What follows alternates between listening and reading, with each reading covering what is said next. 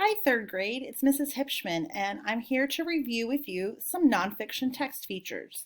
Now, I know that this is something that you have learned in second grade and probably third grade back in your ELA classrooms. So, just if you have a nonfiction book handy, maybe you want to pull one out and see if you can find the same nonfiction text features that I'm talking about today.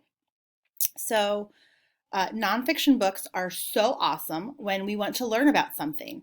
And sometimes you just don't have time to read the whole book.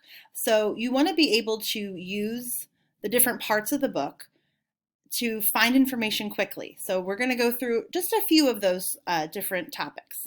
So the first thing is you can see the cover of the book and the title of the book.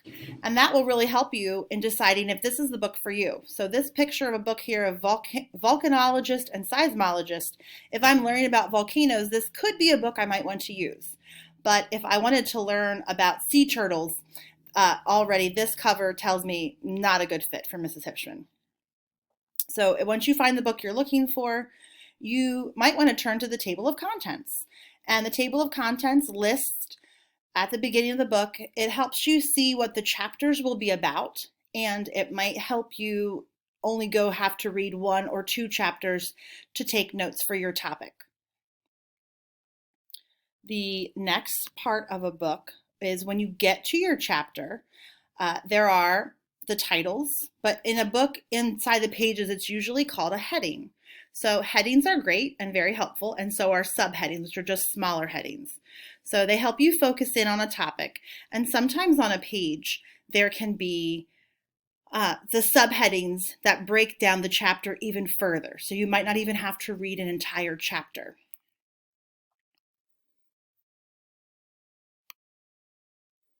Our next part in a book of nonfiction is photographs. When we're learning about real things, a lot of times authors and illustrators like to use photographs to show us what we are actually learning about. And for someone like myself who lives in Pennsylvania, I'm not near a volcano. So for me to see a volcano, I'm either going to have to watch a video of a volcano or see a photograph of a volcano.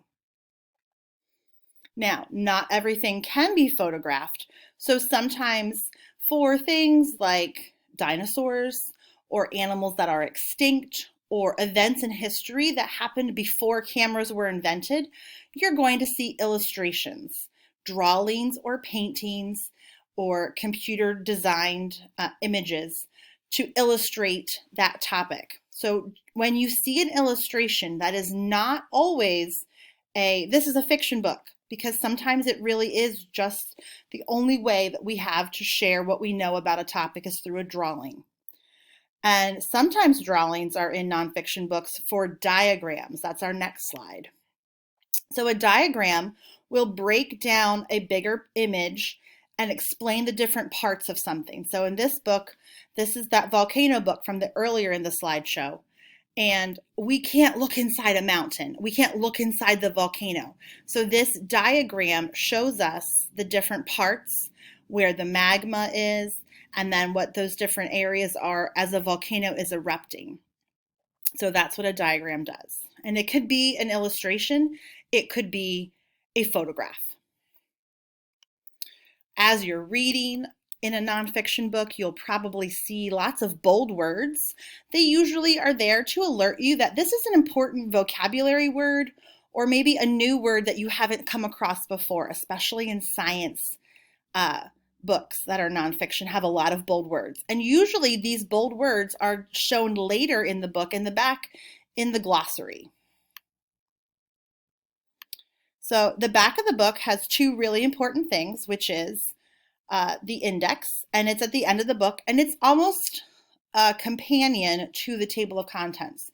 The table of contents tells you like big topics to go to. The index breaks it down to the exact pages. So if I wanted to learn about sea turtles, and the chapter said marine reptiles, I could read that whole chapter, but on the index, the sea turtles might be a specific page like 76 or 79, and I could go right to those two pages to read about the sea turtles I want to learn about.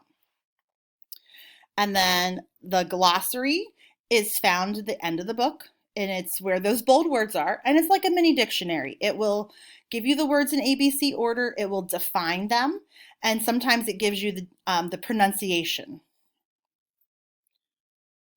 And that is the end of my presentation. So I did use 3 books, and I took pictures of those pages for you to help you understand what the nonfiction text features are. And then I used Slides Mania to make my theme of my presentation. So I hope this helps you, boys and girls.